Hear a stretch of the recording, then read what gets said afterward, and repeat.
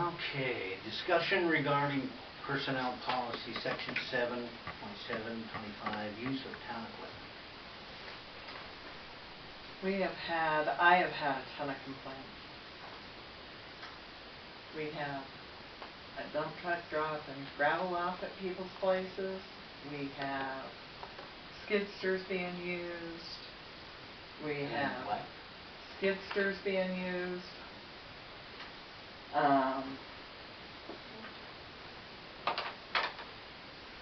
We have this policy, and it was signed that it wouldn't happen. And we have taxpayers, and it was taxpayers' money that paid for this equipment. You're looking at... Says it right there. The highlighted part.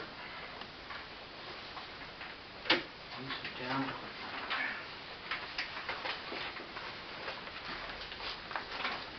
Because I've always been under the impression that the town could, if somebody wanted to rent a piece of that equipment, $50 an hour, and that's kind of the way it's been. Are you kidding me? Yeah, that's what I... Call and see what a skidster rents for an hour. It is not no $50 an hour. And I can tell you what MMIA told me. Well, I guess after the last council meeting, I approached Marcus about the fact that I'd been contacted by several individuals about him using the town equipment for his side business.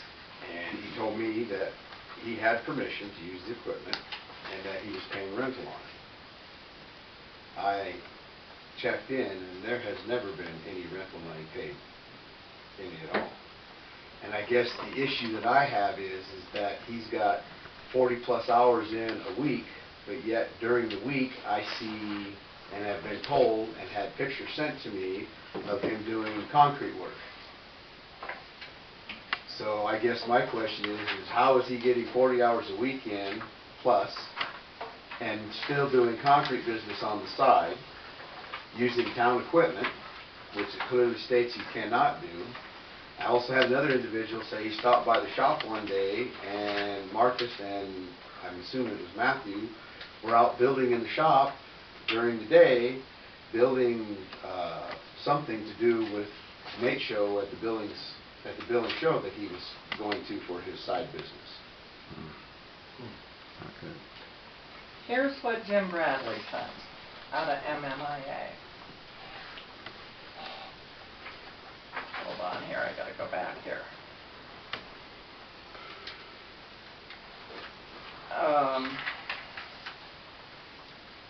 There's some bullet points to consider. There's significant liability risk and property damage risk to the town equipment and individuals of property.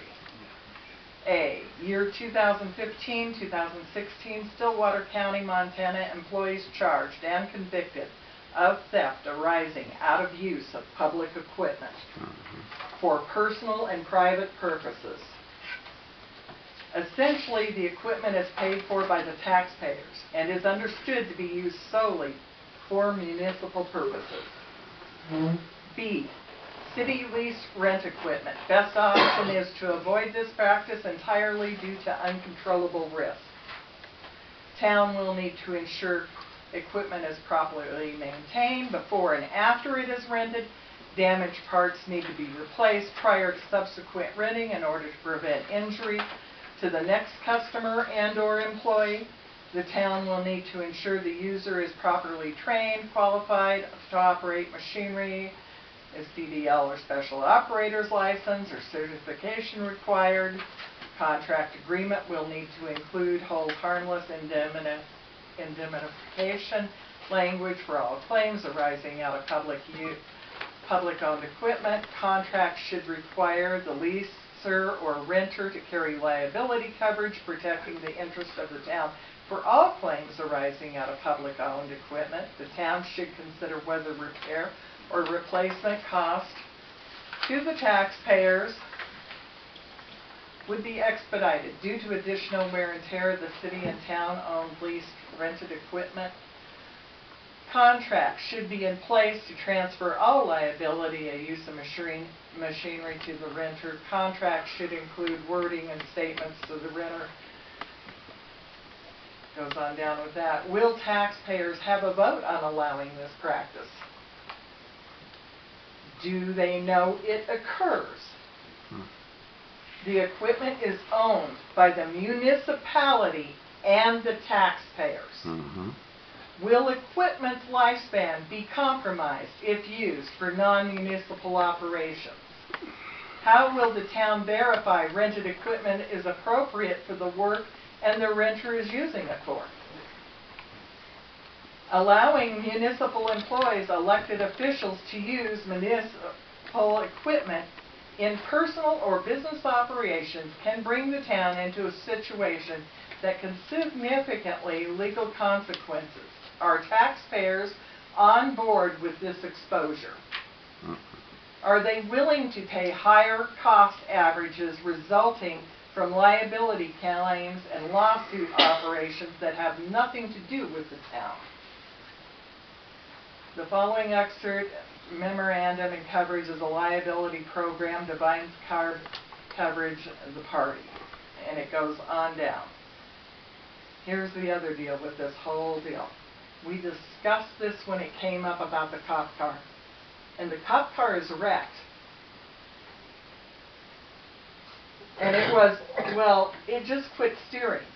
Well, it doesn't just quit steering. That's a maintenance issue. And we are paying for this, and there is a clause in there. And he signed it. And I don't blame any, and I ask for records on gravel. No gravel has been paid for. And you look down there on Blewett, they suffered that flood, and that street has not been gravelled once. But we've got gravel in people's driveways.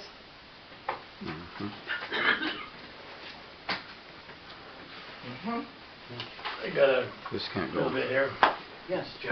Well, I witnessed on the 19th of September when a dump truck came through the alley, dumped some red gravel, which I'm sure is city gravel that we paid for. Again on the 23rd, they come back and dumped a little bit more gravel, where our gravel cities for the cement project.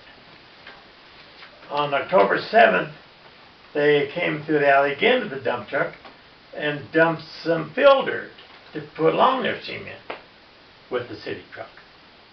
Now, that's our gravel we paid for. Did he pay for that gravel? There's no record of it. There's no record of it. And they're during work hours. Talk to him since he's not here tonight to defend himself. There's no defendant. I watched it. Yeah. Well, here's And I the did other too. deal.